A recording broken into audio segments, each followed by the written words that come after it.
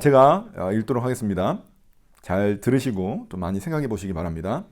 게으른 사람은 깊은 잠에 빠지고 나태한 사람은 굶주릴 것이다. 계명을 지키는 사람은 제 목숨을 지키지만 자기 행실을 주의하지 않는 사람은 죽는다. 가난한 사람에게 은혜를 베푸는 것은 주님께 꾸어드리는 것이니 주님께서 그 선행을 넉넉하게 갚아주신다.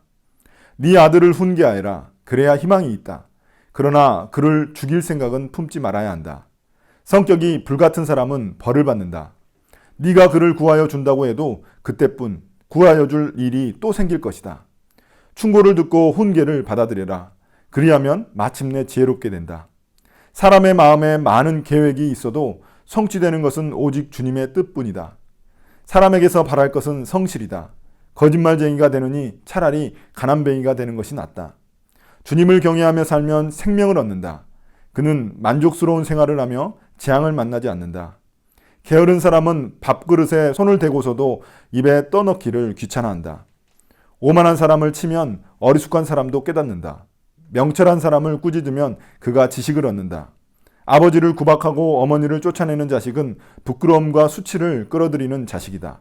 아이들아, 지식의 말씀에서 벗어나게 하는 훈계를 듣지 말아라.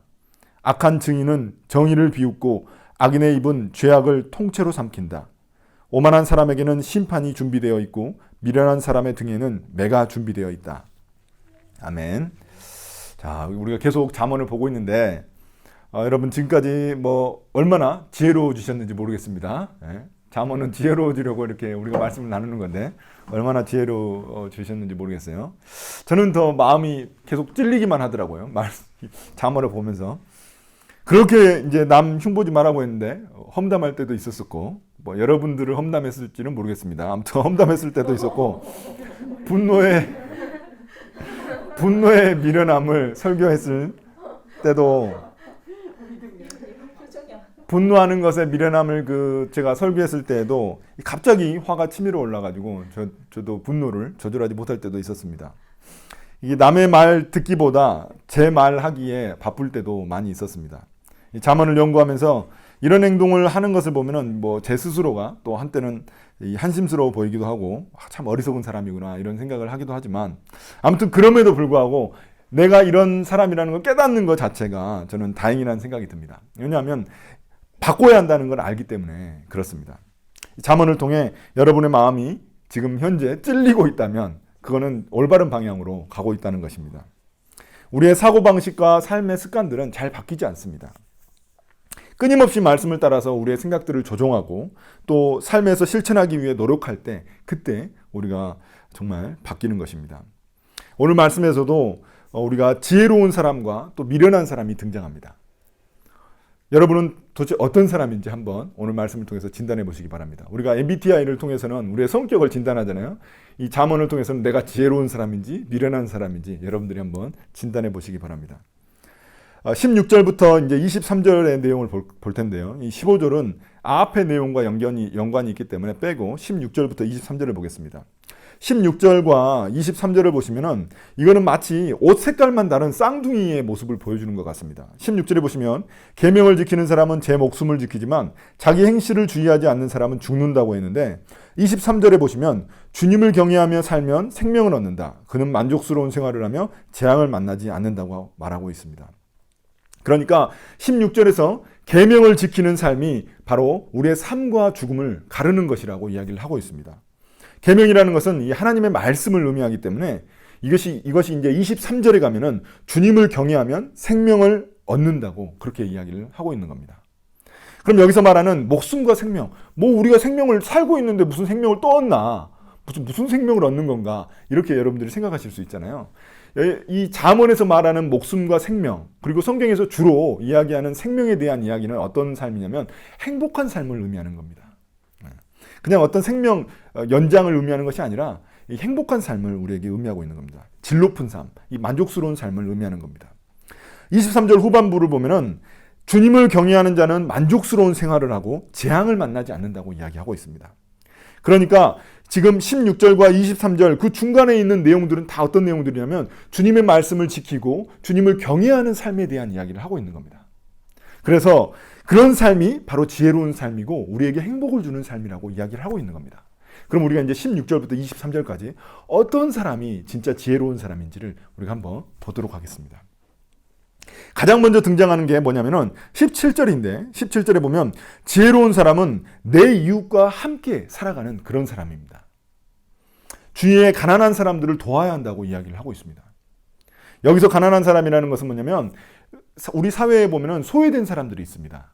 가난하고 소외된 사람들이 있는데 그런 사람들을 이제 가난한 사람이라고 해가지고 특정 지어가지고 그 대표로 이렇게 이야기를 하고 있는 겁니다. 그러니까 여기서 말하는 사람들은 뭐냐면 사회에서 소외된 사람들입니다. 이런 사람들을 도우면서 살아가야 한다고 이야기를 하고 있습니다. 우리가 행복한 삶을 살아가기 위해서는 물론 나부터 먼저 신경 써야 될 것 같잖아요. 내 삶부터 내 거부터 먼저 챙겨야 될 것 같은데 성경 잠언은 그렇게 이야기하고 있지 않다는 겁니다. 먼저 내 이웃부터 챙기라고 이야기를 하고 있습니다. 이 가난한 사람에게 은혜를 베풀어야 한다고 이야기를 하고 있는 겁니다. 원래 사람은 다 자기중심적이어가지고 남을 돕는다는 게 그리 쉬운 일이 아닙니다. 겉으로는 남을 돕는다고 말할 수 있지만 다 자기중심적이고 자기 이익을 위해서 남을 돕는 사람들도 많이 있거든요. 그래서 자기 만족을 위해서 자기의 행복감을 위해서 남을 돕는 사람들도 있고 또 자기 이름을 널리 알리기 위해서 기부를 하는 사람들도 있습니다. 또한 자기가 우월감을 표시하기 위해서 이웃을 돕는 사람들도 있거든요. 그런데 성경은 그들을 돕는 이유가 이런 이기적인 이유가 되어서는 안 된다고 이야기를 합니다. 그들을 돕는 이유는 그것이 하나님을 돕는 일이기 때문에 그런 겁니다. 여러분 17절을 보십시오. 17절에 보시면 정말 놀라운 말씀이 있어요. 가난한 사람을 돕는 게 바로 하나님께 꾸어드리는 일이라고 이야기를 하고 있습니다. 가난하고 소외된 사람들도 하나님의 형상으로 만들어졌기 때문에 그들을 돕는 것은 하나님을 돕는 일이 되는 겁니다. 예를 들어 그래서 이렇게 선행을 하는 이런 가난한 사람들을 돕는 선행은 하나님을 이 빚쟁이로 만드는 그런 일이라고 이야기를 합니다. 되게 재밌잖아요. 이런 표현 자체가. 예를 들어서 우리한테 이제 대통령이 돈 좀 빌려달라고 해요. 그러면 대통령한테 여러분 돈 안 빌려줄 사람 있어요? 돈 없는데요? 돈 없는데요? 이런 사람 있어요? 1,000원 빌려달라고 하면 10,000원, 10만 원 아마 빌려주려고 할 거예요. 마치 하나님께 이 가난한 사람을 돕는 게 이런 하나님께 빌려주는 것과 비슷하다고 이야기를 하고 있는 겁니다. 여러분 하나님께 꾸어드리는 일, 대통령한테 꾸어드리는 일도 얼마나 그게 큰 일이에요. 왜냐면 우리가 다시 또 받을 일이 좀 이렇게 뭔가 도움을 받을 일이 이렇게 예상이 되잖아요. 근데 하나님께 꾸어드리면 어떨 것 같아요? 엄청난 거죠. 그래서 우리가 이렇게 가난한 사람들을 돕는 것이 마치 하나님께 하나님이 나한테 갚아야 될 그 빚을 만들어주고 있는 거랑 똑같다는 겁니다. 성경은 이렇게 가난한 사람들을 도우면 하나님이 나중에 우리를 돕는다고 그렇게 이야기를 하고 있습니다. 주님이 이렇게 가난하고 소외된 사람들한테 관심을 가지시는 이유는 뭐냐면 하나님이 그들을 지으셨기 때문에 또한 그들을 사랑하실 뿐만이 아니라 또한 하나님께서는 그들이 그 가난하고 소외된 사람들이 의지할 수 있는 사람은 이 세상에 하나님밖에 없는 거예요. 하나님밖에 의지할 수 없기 때문에 이 하나님이 그 사람들한테 관심을 갖고 있는 겁니다. 그래서 그 사람들을 돕는 게 바로 하나님을 돕는 일이라고 이야기를 하고 있는 겁니다. 대통령을 빚지게 만드는 것도 그게 얼마나 좋은 일이에요. 그런데 하나님을 빚지게 만들면 우리에게 어떤 일이 일어날까요? 그런 사람이 지혜로운 사람이라는 겁니다. 이 가난한 사람을 볼 수 있는 사람, 관심을 갖는 사람들이 지혜로운 사람이라고 이야기를 합니다. 두 번째, 지혜로운 사람은 가정이 편안한 사람입니다. 가정이 편안하려면 자녀 교육을 잘해야 됩니다. 18절에 보면은 자녀를 훈계하라고 이야기를 하고 있습니다. 부모가 그 자녀가 바른 길로 갈 수 있도록 지도를 해야 한다는 겁니다. 그러나 또한 너무 과도하게 훈계를 하게 되면 자녀를 죽일 수도 있다고 이야기를 합니다. 이거는 진짜 죽인다는 말이 아니죠. 그 영혼을 파괴할 수 있다는 의미입니다. 미워하는 마음으로 보복하듯이 아이를 체벌하게 되면은 자식을 망치는 길이 될 수 있다고 이야기를 하는 겁니다. 여러분 정인이 사건이나 또 구미 사건 등을 보면서 가정폭력이나 이 아동학대가 사회적 이슈로 등장하고 있습니다. 부모로서 자녀를 어떻게 훈육해야 될지 고민하고 있는 부모들이 되게 많거든요.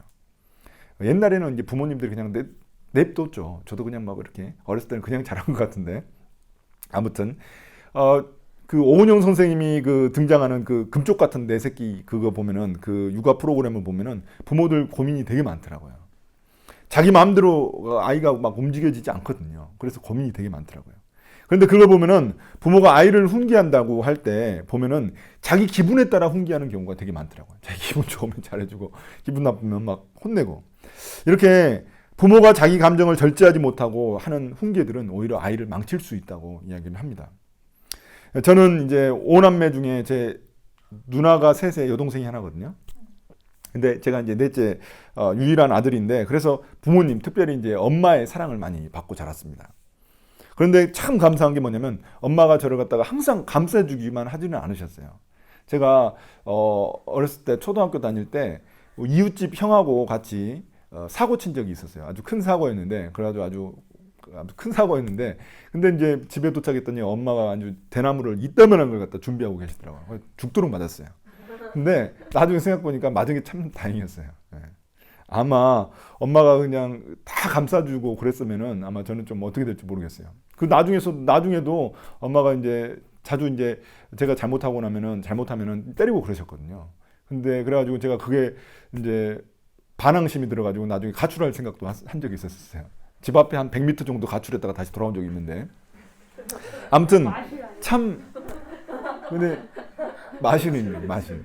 근데 지금 생각해 보면은 되게 그게 감사하더라고요. 되게 감사하더라고요. 왜냐면 엄마가 자식 하나 그 남자 아이 하나라고 그냥 막 무조건 감싸주지 않으시고 이렇게 저를 갖다가 이렇게 훈계하셨던 게 너무나 감사했습니다. 자녀가 어떠냐 이게 왜 중요하냐면은 자녀 교육이 왜 중요하냐면 자녀가 부모의 영광이 될 수도 있지만 수치가 될 수 있기 때문에 그렇습니다. 수치도 될 수 있기 때문에 그렇습니다. 자녀가 어떠냐에 따라서 그 가정의 행복이 좌우될 수 있습니다.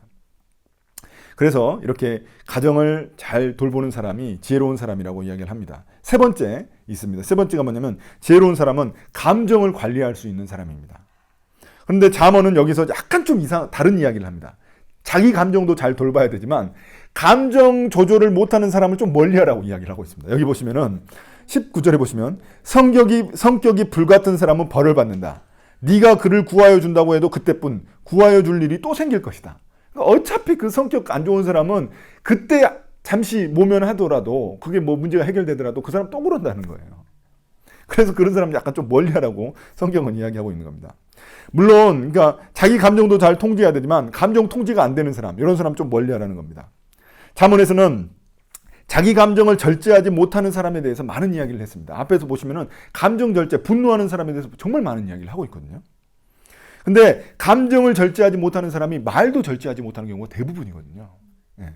그래서 이 문제가 있다는 겁니다. 그런 사람은 한두 번 봐주거나 도와줄 수 있지만 분노하는 게 이게 습관화되어 있어가지고 이게 고질적인 문제이기 때문에 이 사람은 그걸 고치지 않고서는 이렇게 한두 번 넘어간다고 해서 해결될 일이 아니라는 겁니다. 그래서 20절에 보면 그런 사람은 그때그때 도와주기보다는 본질적으로 그 사람의 성품을 고칠 수 있도록 훈계하고 고쳐줘야 된다는 겁니다. 우리가 이건 배우자를 얻을 때 되게 명심해야 되는 부분입니다. 다혈질인 사람을 만나면 참 큰일입니다. 요즘도 그 데이트 폭력 되게 무섭잖아요. 가정 폭력 무섭습니다. 분노를 절제하지 못하는 상대는 그냥 만나는 게 최선의 방법입니다. 그래서 저는 결혼하려는 친구들한테 항상 그 이야기하는 게 한번 결혼하기 전에 남자친구의 분노를 한번 테스트해 보라고 이야기를 합니다. 그 상대방이 중요하게 생각하는 그 가치 있잖아요. 그걸 한번 건드려 보라고 이야기를 합니다. 그럼 분노가 폭발할 거 아니에요. 분노 폭발하면 이제 어떤 사람인지 아는 거죠. 그렇게 이제 한번 시험을 해보라고 이야기를 합니다. 근데 또 다른 방법이 또 하나 있습니다. 우리 승식이 잘 알랑가 모르겠는데 남자들은 운동하면은 자기 성격이 다 드러납니다. 운동할 때. 그래서 자매들한테 항상 이야기하는 거 운동하는 모습을 한번 봐보라고 이야기를 합니다. 운동하는 모습을 보면은 참 착한 사람이었는데 운동할 때 보면은 자기 성격 다 드러나거든요. 저는 그런 사람 되게 많이 봤어요. 축구할 때도. 아무튼 그래서 평소에 보이지 않는 모습이 운동할 때 다 보입니다. 그래서 아무튼 우리가 중요한 건 뭐냐면 행복해지려면 이런 감정을 잘 절제하지 못하는 사람, 이런 사람 좀 멀리해야 된다는 겁니다. 참 독특한 방법이죠. 내 감정도 다 절제해야 되지만 그런 사람은 조금 멀리해라. 이런 이야기를 성경 잠언에서는 하고 있습니다. 자, 네 번째, 이제 지혜로운 사람은 뭐냐면 자신의 미래를 맡길 수 있는 사람입니다. 이 부분이 중요한데 21절에 보시면 사람의 마음에 많은 계획이 있어도 성취되는 것은 오직 주님의 뜻뿐이다 라고 이야기를 하고 있습니다. 우리가 지난번 주일 설교에서도 나눴던 것처럼 우리의 계획이 있을지라도 우리의 발걸음을 인도하시는 분은 하나님 여호와라고 이야기를 하고 있습니다. 내가 무슨 계획을 세우더라도 그것이 하나님 뜻에 맞지 않으면 그 계획이 성취되지 않을 수도 있다는 것입니다. 그럼 어차피 주님의 뜻만 이렇게 이루어질 거니까 그럼 나는 아무 생각도 안 하고 나는 아무 계획도 가지고 있지 않아야 되는 건가요? 그렇게 생각할 수 있잖아요. 근데 그건 아니라는 겁니다. 주님의 뜻을 분별해서 우리의 마음의 계획을 세우라고 성경은 이야기하고 있는 겁니다. 왜냐하면 하나님은 항상 우리 마음의 소원을 통해서 그 일을 이루어 가시거든요. 그러니까 우리 마음의 소원이 있어야 되는 거예요. 아무 생각도 없으면 그냥 하나님의 뜻대로 이루어 가지. 그게 아니라는 거예요. 내 마음에 소원이 있으면 그 마음의 소원이 하나님의 뜻과 이게 결합이 되면 그게 맞으면 그 소원이 이루어진다는 겁니다. 그래서 내가 그 마음의 소원을 품게 하시는 분, 그러니까 그 마음의 소원을 품는 것은 나라는 거예요. 내가 그 마음의 소원을 품어야 된다는 겁니다.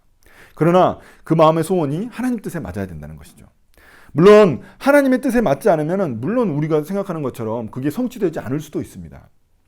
그러나 그것조차 그 성취되지 않는 것조차 하나님의 뜻이라고 믿는 것이 중요하다는 겁니다. 그것이 바로 우리가 하나님께 내 삶을 맡기는 거라는 거예요. 안 이루어지는 거, 그것도 하나님의 뜻이라는 겁니다. 이루어지는 거, 그리고 내가 인내하고 기다리면 이루어지는 거, 이것만 하나님의 뜻이 아니라 아예 그것이 이루어지지 않는 것도 하나님의 뜻이라고 우리가 받아들이는 거, 그것이 우리의 삶을 주님께 맡긴다는 겁니다. 제가 말씀드렸잖아요. 기도는 yes, wait, no 이 세 가지 종류가 있다고. 근데 no도 하나님의 응답이고 뜻이라는 겁니다. 이렇게 하나님의 뜻을 구하며 나의 미래를 맡긴 사람이 행복한 사람이라고 이야기를 합니다. 지혜로운 사람이라고 이야기를 하고 있습니다. 그럼 이렇게 자신의 미래를 하나님께 맡긴 사람이 해야 될 일은 무엇일까요? 22절에 그게 나와 있습니다. 어떻게 하는 거냐면 사람에게서 바랄 것은 성실이다 라고 이야기를 하고 있습니다. 그러니까 거짓말쟁이가 되느니 차라리 가난뱅이가 되는 것이 낫다. 주님께서 우리에게 바라시는 것은 성실함입니다. 성실함. 성실이라는 것은 몸에 배인 습관을 의미하는 거거든요. 그러니까 한순간 내가 좀 열심히 한다. 이게 성실하다고 이야기를 하는 게 아니죠. 누군가 한순간만 열심히 해. 그 사람 보고 너 참 성실한 사람이구나. 이렇게 이야기하지 않죠. 그 사람의 많은 어떤 삶의 모습을 보고 그 사람이 성실하다고 이야기하는 거거든요. 근데 주님께서 우리에게 바라시는 게 이 성실이라는 겁니다. 여기서 성실이라는 단어는 히브리어로는 헤세드라는 단어입니다. 헤세드. 이런 히브리어를 우리가 다 알 필요는 없지만 이런 중요한 단어들은 알 필요가 있습니다. 헤세드라는 단어는 되게 성경이 많이 나오거든요. 이 헤세드라는 말은 뭐냐면 우리를 향한 하나님의 사랑을 표현할 때 우리가 헤세드라는 말을 합니다. 헤세드. 그래서 이 헤세드라는 말은 한국말로 표현하기가 되게 어려운 단어예요. 영어로도 좀 표현하기가 어려워요. 왜냐면 하나님이 우리를 향한 사랑이라는 게 되게 표현하기 어렵잖아요. 그래서 영어로 우리가 어떻게 이제 이야기를 하냐면 faithful love 아니면은 faithful truth 이렇게 이야기를 합니다. 발음이 별로 안 좋지만 이게 어떤 내용이냐면 실패하지 않는 사랑, 끊임없는 사랑, 포기하지 않는 사랑 이런 말입니다. 이런 하나님의 성품을 우리에게 적용한다면 어떤 말씀이 되냐면 일관된 삶의 모습을 의미하는 겁니다. 그게 바로 성실이죠. 가난하게 살더라도 성실하고 정직하게 일관된 삶을 살아가는 것이 바로 지혜로운 사람이라는 것입니다. 자기 이익에 따라서 이럴 땐 이 말하고 저럴 땐 저 말하는 이런 거짓말쟁이가 되기보다는 정말 성실하고 정직하게 사는 것이 더 낫다는 겁니다. 요즘 세상은 정말 불법이나 이런 편법을 써가지고 어떻게든 부자가 되려고 하고 성공만 하면은 되는 그런 세상이라고 생각할지 모르겠습니다. 뉴스 보면은 주식시장이나 아니면 부동산 시장에서 순식간에 큰 돈을 벌려고 하는 그런 사람들이 넘쳐나고 가상화폐로 이 떼돈을 벌려고 하는 사람들이 정말 많이 있습니다. 물론 이런 사회 구조적인 문제가 있기 때문에 이런 사람들을 우리가 마냥 그냥 단순하게 비난할 수만은 없습니다. 그렇지만 이런 사람들이 많아지면은 어떤 위험이 있냐면은 노동의 가치가 하락할 수 있습니다. 그러니까 노동이 소중한 거거든요. 노동이 하나님은 우리가 노동하는 것에 대해서 되게 중요하게 생각하세요. 근데 그 노동의 가치가 하락할 수 있어요. 왜냐하면 한순간에 내가 돈을 많이 벌 수 있기 때문에 내가 직장에서 한 달 내내 일해갖고 버는 돈보다 그냥 주식시장이나 아니면은 뭐 이런 가상화폐 시장에서 버는 돈이 더 많은 거예요. 그러니까 일에 대한 욕구가 떨어지는 거죠. 이거는 큰 문제가 될 수 있습니다. 한 나라의 미래를 망칠 수도 있고 또한 온 세상에 그 우리가 살아가야 될 그 다음 세상에 대한 미래도 망칠 수가 있는 일이기 때문입니다. 그래서 하나님 어떻게 말씀하시냐? 세상이 어떻게 바뀌든 누가 뭐라고 해도 성실하게 살아가는 것을 중요하게 여기는 사람, 이 사람이 바로 지혜로운 사람이라고 이야기를 하시는 겁니다. 지금 우리가 이 네 가지 종류에 대해서 지혜로운 사람에 대해서 봤습니다. 그러면 이제 미련한 사람의 그 정반대편에 있는 미련한 사람에 대해서도 우리가 좀 보도록 하겠습니다. 첫 번째 미련한 사람이 등장합니다. 24절에 게으른 사람입니다. 게으름에 대해서 사모는 정말 많이 이야기를 했어요. 게으른 사람이 되면 안 된다고. 근데 여기서 나오는 게으른 사람은 어떤 사람이냐면 밥그릇이 있는데 밥그릇에서 이렇게 떠가지고 입에 넣는 것조차 싫어하는 사람인 거예요. 이것조차 게으르는 사람인 거예요. 뭐 여러분들이 그런 사람이 있을까 싶지만 그런 사람이 있다는 거예요. 밥은 먹고 싶은데 숟가락으로 떠가지고 먹는 건 싫은 거예요. 밥은 먹고 싶지만 그런 사람이 있다는 겁니다. 그러니까 자신이 하고 싶은 일이 있는데도 불구하고 그것을 실행할 만한 의지가 없는 거예요. 의지가.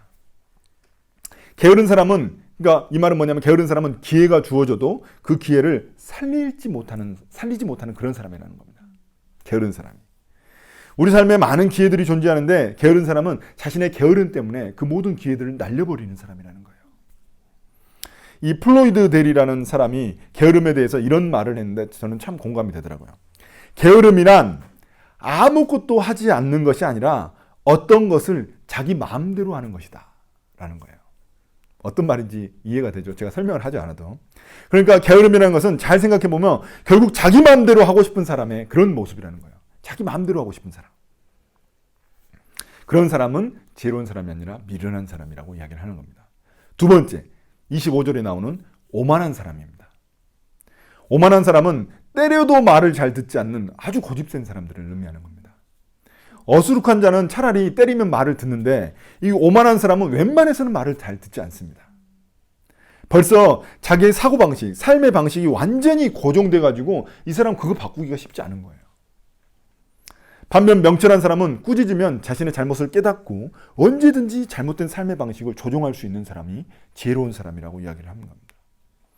남의 말을 듣지 않는 꽉 막힌 사람은 이 불행한 길을 자기 스스로 선택하는 것과 같다는 겁니다. 제가 어제 이제 올린 글이 있었는데 사람은 미련해서 스스로 길을 잘못 들고도 마음속으로 주님을 원망한다. 이런 말씀이 있어요. 자기가 잘못 들어놓고 주님을 원망한다는 거예요. 제 주위에도 이런 분들이 있어요. 아무리 말해도 듣지 않습니다. 자기 삶의 방식이 잘못됐다는 걸 생각을 못해요. 그거를 이해를 못하는 거예요. 그러니까 아무리 말해도 듣지 않는 거죠. 그런 사람들은 자기 스스로가 옳다고 생각해요. 자기 방식, 자기 생각이 옳다고 생각하는 사람들이에요. 그러니까 안 듣는 거죠. 다른 사람의 말을. 이런 사람이 바로 오만한 사람, 미련한 사람이라고 성경은 이야기하고 있습니다. 세 번째, 26절에 이제는 오만한 사람 말고 게으른 사람, 오만한 사람, 그 다음에 등장한 사람이 누구냐면 패역한 사람입니다. 패역한 사람은 누구냐? 부모를 소홀히 여기는 사람입니다. 앞서 말한 사람이 게으르고 오만한 사람을 갖다가 계속해서 방치하잖아요. 그러면은 결국 그것이 부모의 부끄러움과 수치로 돌아오게 되는 거거든요. 이 고대 사회에서는 이 로마 사회, 그때 이제 이스라엘 사회에서는 가장 중요한 문화가 뭐냐면 수치 문화입니다. 수치. 이 동양에도 수치 문화가 있잖아요. 그러니까 이런 동양 문화에는 수치 문화가 있거든요. 그러니까 내가 수치당하느니 차라리 죽는 게 낫다고 생각할 정도로 수치를 되게 중요한 어떤 가치로 생각하거든요. 동양이 그런데 그 당시 이 고대 사회도 그랬습니다. 이 수치가 되게 큰 거였어요. 근데 이 부모를 무시하는 자에게는 이런 수치가 따를 거라고 이야기를 하는 겁니다. 가장 안 좋은 거예요. 그러니까 그 근본 원인은 뭐냐면 지식의 말씀, 지혜의 말씀, 하나님의 말씀을 듣지 않았기 때문에 그렇습니다. 우리가 성경에도 십계명이라는 게 있습니다. 십계명은 정말 하나님이 많은 말씀을 하셨는데 그 말씀을 아주 압축적으로, 축약적으로 제시하는 말씀이 구약의 그 축약이 뭐냐면 십계명이거든요. 이 십계명에 보면은 그 말씀이 하나 있습니다. 부모를 공경하라는 말씀이 있어요. 그러니까 이 10계명에도 부모를 공경하는 말씀이 있을 정도로 이 말씀은 되게 중요한 거예요. 왜 그럼 부모를 공경하는 게 중요할까요? 그것은 뭐냐면 가정에서 부모의 권위를 인정하는 것이 결국엔 사회로 옮겨갈 수 있기 때문에 그렇습니다. 가장 기본적인 공동체, 우리 사회를 이루는 가장 기본적인 공동체가 가정인데 가정에서 부모의 권위를 인정하지 않으면 사회에 가서도 그 사회에 있는 그 권위를 인정하지 않게 되거든요. 법의 권위, 또 질서의 권위, 도덕의 권위, 이런 사람의 권위들을 인정하지 않게 된단 말이에요. 그럼 사회가 아주 혼란해지는 거죠. 그래서 이 가정에서부터의 이 부모의 권위를 존중하고 부모를 공경하는 것이 중요하다는 겁니다. 자, 그게 이제 세 번째로 이야기하는 건데, 그게 이제 미련한 사람의 그 유형을 보여주는 겁니다. 부모를 공경하지 않는 자. 네 번째가 뭐냐면 28절에 보면 조롱하는 사람입니다. 조롱하는 사람. 법과 정의를 비웃으면서 옳고 그름에 대한 감각 없이 살아가는 사람을 의미하는 겁니다. 자기한테 이득이 되느냐 되지 않느냐, 요게 모든 판단의 기준인 거예요. 이 사람은 법, 정의, 도덕, 윤리 이런 거 아무 생각 없어요. 그냥 자기한테 이득이 되느냐 아니면 이득이 되지 않느냐, 요게 그 사람의 모든 판단 기준인 거예요. 이런 사람이 많습니다, 우리 사회에. 이런 사람의 모습을 어떻게, 그러니까 그런 사람은 자기한테 이득이 되면 거짓말도 서슴지 않는 거예요. 거짓말, 사기, 이런 속임수 이런 거 다 쓰는 거예요. 이런 사람의 모습을 잠언에서는 어떻게 표현을 하고 있냐면 개걸스럽게 음식을 먹는 모습으로 표현하고 있습니다. 죄악을 통째로 삼키고 있는 모습. 죄악을 통째로 삼키는 모습은 뭐냐면 이 개걸스럽게 뭔가를 먹고 있는 모습이거든요. 이런 사람은 죄악을 막 이렇게 먹고 있는 모습하고 똑같다는 거예요. 이렇게 표현을 하고 있습니다. 이게 독이 되는 거거든요. 자기가 먹는 게 옳은 것처럼 생각하지만 이게 독이 되는 거예요, 이게. 이런 사람들에게는 법의 심판뿐만이 아니라 결국에는 하나님의 심판이 기다리고 있다는 겁니다. 미련한 자의 등에 매가 준비된 것처럼 우리가 등을 이렇게 치거, 고대 사회에서 등을 쳐요, 등. 등을 치는 것처럼 이 매가 준비된 것처럼 이런 미련한 자에게는 법의 심판뿐만이 아니라 이 법과 정의를 조롱하는 이런 사람들에게는 법의 심판뿐만이 아니라 결국에는 하나님의 심판이 기다리고 있다는 겁니다.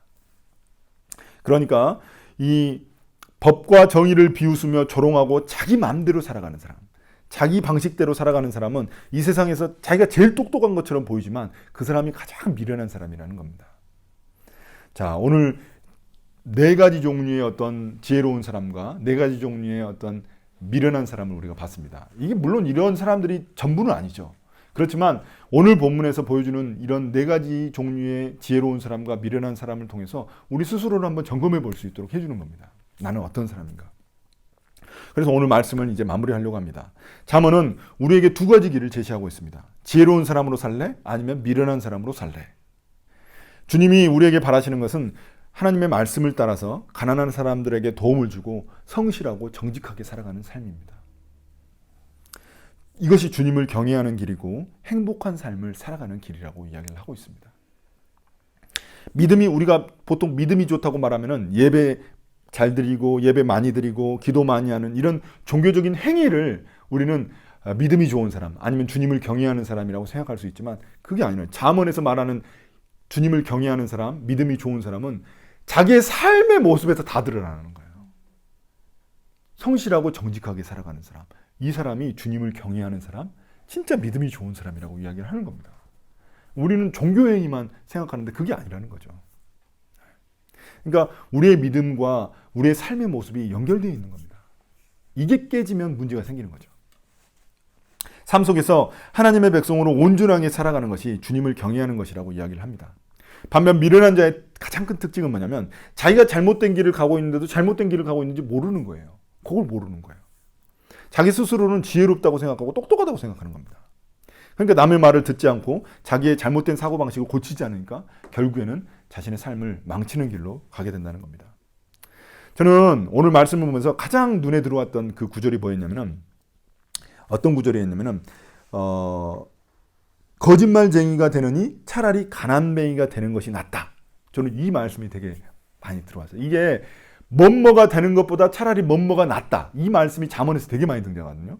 왜 이 말씀이 많이 등장할까 되게 고민했어요. 근데 이 고민하니까 이 말씀은 그냥 말하는 것보다 더 센 말씀이었어요. 제가 보기에는 잠언에서. 왜냐하면 이 말씀은 마치 하나님의 시험처럼 보였거든요. 저한테는. 가난한 자로 사는, 아니, 거짓말쟁이가 되느니 차라리 가난한 뱅이가 사는 게 낫다. 이렇게 고백할 수 있냐는 거죠. 내 스스로가. 내 마음속에 이렇게, 아니라고 생각하는 사람이 있지만, 이렇게 할 수 있는. 그러니까 제 방식대로 이걸 바꿔보면, 이 말씀 바꿔보면 이런 말씀인 거예요. 하나님 방법이 아닌 걸로 네가 큰 교회가 되느니 차라리 평생 작은 교회 목사로 살겠다. 그게 낫다. 제가 그렇게 고백하는 거랑 똑같다는 거예요. 그러니까 이 가난뱅이로, 그러니까 거짓말쟁이가 되느니 차라리 가난뱅이로 사는 게 낫다는 것은 저에게 적용해 보면 하나님 방법이 아닌 걸로 큰 교회가 되느니 차라리 평생 작은 교회가 되는 게 낫다. 이걸로 바꿀 수 있다는 겁니다. 내가 그렇게 고백할 수 있느냐는 거죠. 여러분들 마음은 어떻습니까? 여러분 마음에도 하나님이 이렇게 시험하시는 것 같아요. 너 이렇게 사는 것보다 이렇게 사는 게 낫다고 고백할 수 있니? 이렇게 우리에게 도전하고 있는 것 같습니다. 여러분 마음속에 저와 같은 이런 도전의 고백이, 여러분의 고백이 되기를 예수님의 이름으로 축복합니다. 아멘.